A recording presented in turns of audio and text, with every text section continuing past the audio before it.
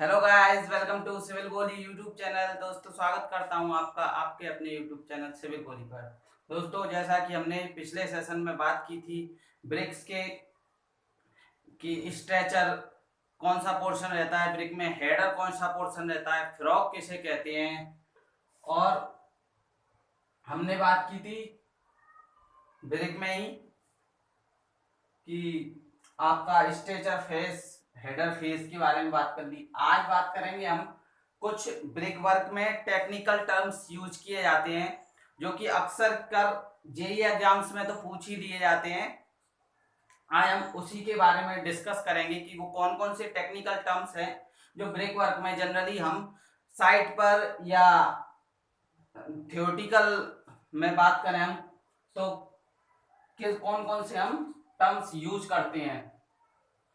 तो देखिए, सबसे पहले रहता है कोर्स। आपने सुना होगा कोर्स कैसे कहते हैं, द रो ऑफ ब्रिक्स। मतलब एक ब्रिक्स की, जैसे आप मसोनरी करते हैं, बॉल बनाई आपने कोई, तो जैसे आप सिंगल ब्रिक बनाते जाते हैं, सिंगल ब्रिक बॉल, जो ब्रिक वन ब्रिक आपने ले कर दी, मतलब लेइंग का मतलब बिछा दी मोर्टार डालकर, उस सिंगल ब्रिक की जो रो है उसे हम कोर्स कहेंगे। देखिए, the row of bricks laid between bed and horizontal joints. मतलब जैसे आपने एक ब्रिक की लेइंग कर दी, ब्रिक की रो बिछा दी, अब उस पे आप मोर्टार डालेंगे, देन मोर्टार के बाद में एक और जो उसके ऊपर ब्रिक की रो चलेगी उसे हम कहेंगे कोर्स। देखिए, thickness of each course 90 plus 10। अच्छा, 90 क्या है? 90 इसमें है विड्थ, किसकी? ब्रिक की विड्थ। और 10 mm क्या है? जॉइंट की थिकनेस, या आप ऐसे भी कह सकते हैं जो आपने मोर्टार डाला उसकी थिकनेस 10 mm है। तो इस तरह से कोर्स की, एक प्रत्येक कोर्स की थिकनेस 100 mm हम कहते हैं। चलिए, बेड जॉइंट किसे कहते हैं? These are mortar joint normal to the pressure. देखिए, ये आपकी ब्रिक है, ये दो ब्रिक हैं, ये दो ब्रिक, यहां आपने मोर्टार फिल किया जॉइंट में, तो इस जॉइंट पर जो नॉर्मल प्रेशर लगेगा, नॉर्मल मतलब परपेंडिकुलर, परपेंडिकुलर जो प्रेशर एक्ट करेगा ब्रिक के जॉइंट पर, हम उसे कहेंगे ये बेड जॉइंट है। ठीक है, आगे समझ में बात। आगे बढ़ते हैं। कॉइंस, कॉइंस कैसे कहते हैं?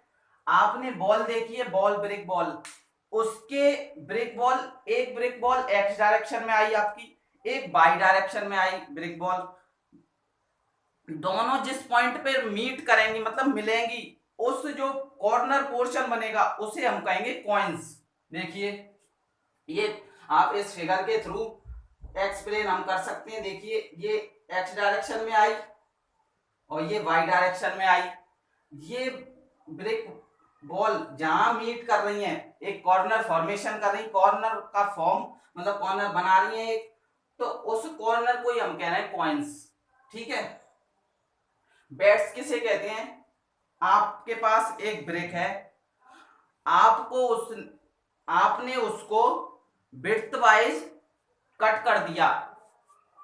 यदि हाफ ब्रिक आप बनाएंगे एक ब्रिक में से, मतलब 190 mm की उसकी लेंथ रहती है, और विड्थ वाइज आप उसको कट कर देंगे, उसे हम कहेंगे हाफ बेड। अगर आपने 3y पोर्शन ब्रिक का विड्थ वाइज कट कर दिया तो उसे हम कहेंगे 3/4 बेड। ठीक है। क्वीन क्लोजर किसे कहते हैं? क्वीन मतलब रानियां कितनी रहती हैं? दो। तो हम लेंथ वाइज किसी ब्रिक को काट दें, जिस ब्रिक को हमने लेंथ वाइज काटा, अब वो ब्रिक क्या हुई? दो टुकड़ों में बट गई, दो पीसेस में उसका बट गई, दो पीस में। तो उस पीस को हम, जो हमारे पास बचेगा, उसे हम कहेंगे क्वीन क्लोजर।